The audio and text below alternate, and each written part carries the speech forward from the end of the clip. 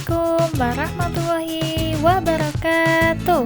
Saya Erli Kusumawati, mahasiswa Pasca Sarjana Program Studi Pendidikan Dasar Universitas PGRI Ronggolawe Tuban tahun 2022. Di sini saya akan menjelaskan tentang yat tunggal, campuran, dan metode pemisahan campuran.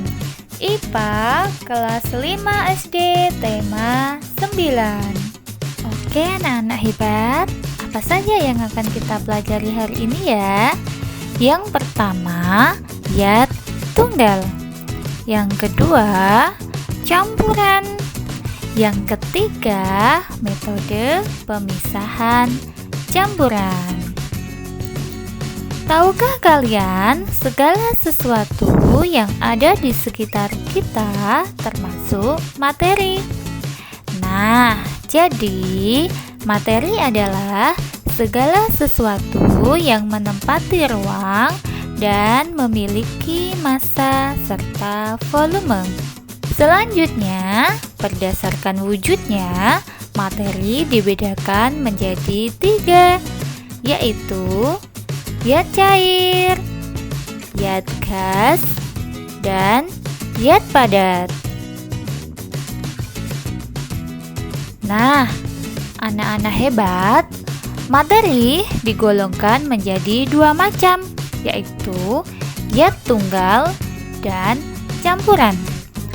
Yat tunggal ada 2 jenis, yaitu unsur dan senyawa. Sedangkan campuran juga ada 2 jenis, yaitu campuran homogen dan campuran heterogen. Oke anak-anak, kita bahas dulu tentang yat tunggal. Yat tunggal merupakan yat yang terdiri dari materi yang sejenis. Berikut contoh yat tunggal. Ada gula, emas 24 karat, air, dan garam. Jenis yat tunggal ada 2, yaitu unsur dan senyawa. Apa ya itu unsur? Unsur adalah yat tunggal yang tidak dapat dibagi lagi menjadi yat yang lebih sederhana. Jenis yat tunggal unsur dibedakan menjadi 2, yaitu unsur logam.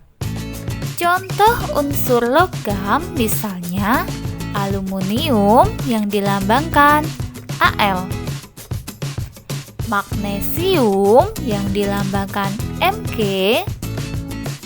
besi yang dilambangkan Fe, emas yang dilambangkan Au, dan lain-lain. Unsur non-logam. Contoh unsur non-logam misalnya udara dilambangkan O, hidrogen dilambangkan H, karbon dilambangkan C, nitrogen dilambangkan N, dan lain-lain. Selanjutnya yaitu senyawa. Apa ya senyawa itu? Senyawa adalah yat yang dibentuk oleh 2 unsur atau lebih yang dapat diuraikan menjadi yat yang lebih sederhana melalui reaksi kimia. Senyawa dapat diuraikan menjadi unsur-unsur pembentuknya. Contoh senyawa. Yang pertama, garam dari unsur natrium dan klorida. Yang kedua, air mineral dari 2 unsur yaitu 2 hidrogen dan 1 oksigen. Yang ketiga, asam klorida dari unsur hidrogen dan klorida. Nah, anak-anak hebat, selanjutnya kita akan belajar tentang campuran. Apa ya campuran itu? Campuran adalah suatu gabungan dari dua zat atau lebih yang tidak bersatu secara kimiawi dan zat-zat penyusunnya masih mempertahankan sifat masing-masing. Selanjutnya, ciri-ciri campuran. Yang pertama, campuran tersusun atas dua unsur atau senyawa atau lebih. Kedua, campuran dapat dipisahkan menjadi zat-zat penyusunnya. Ketiga, perbandingan massa zat-zat penyusunnya tidak tetap. Yang keempat, sifat campuran sama dengan sifat-sifat zat penyusunnya. Campuran dibedakan menjadi dua, yaitu campuran homogen dan campuran heterogen. Apa itu campuran homogen? Campuran homogen yaitu campuran yang dapat tercampur sempurna. Nah, pada campuran homogen, zat penyusunnya tidak dapat dibedakan karena seperti tampak satu kesatuan. Contoh campuran homogen. Pertama, sirup. Sirup berasal dari campuran dari gula, pewarna, dan air.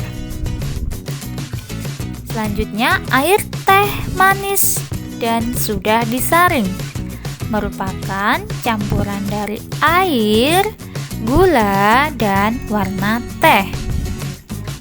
Ketiga, larutan garam, campuran dari garam dan air. Dan contoh keempat adalah udara, berasal dari campuran berbagai gas. Selanjutnya, campuran heterogen.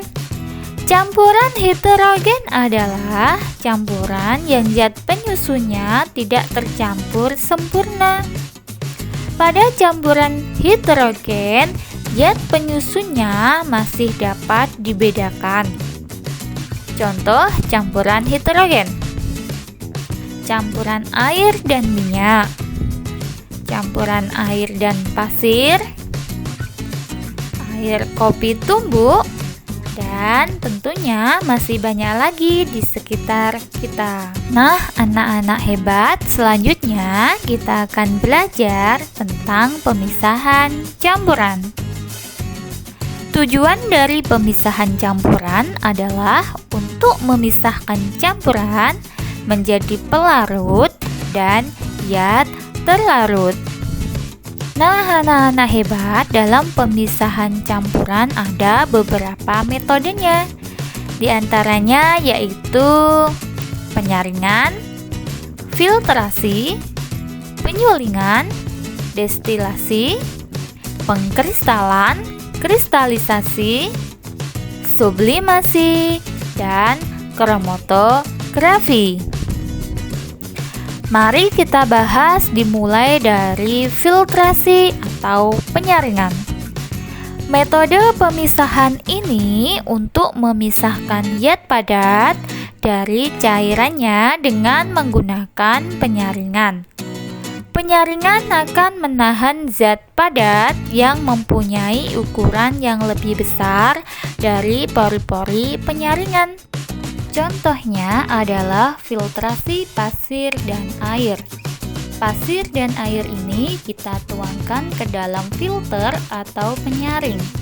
Filter yang digunakan adalah kertas saring, sehingga nanti akan terpisah antara pasir dan air. Air ini disebut filtrat atau hasil penyaringan, dan pasir ini disebut residu atau sisa. Selanjutnya, destilasi atau penyulingan. Metode pemisahan campuran berdasarkan titik didih komponen-komponen penyusun campuran. Contohnya, destilasi air laut menjadi air tawar. Alat untuk melakukan proses destilasi disebut destilator. Cara kerjanya yaitu di sini adalah campuran yang akan kita pisahkan. Kemudian kita panaskan. Otomatis yang titik didihnya lebih rendah akan lebih dulu menguap ke atas. Sehingga ketika menguap ke atas, uap akan masuk ke dalam kondentor. Kondentor berfungsi untuk mendinginkan uap air, sehingga uap tersebut berubah menjadi cair. Dari uap masuk menjadi cairan, kemudian akan menetes di sini, sehingga akan terpisah antara yang titik didih tinggi dengan titik didih yang lebih rendah. Selanjutnya, kristalisasi atau pengkristalan. Metode pemisahan ini untuk memisahkan zat padat yang telah terlarut dengan air sehingga membentuk larutan.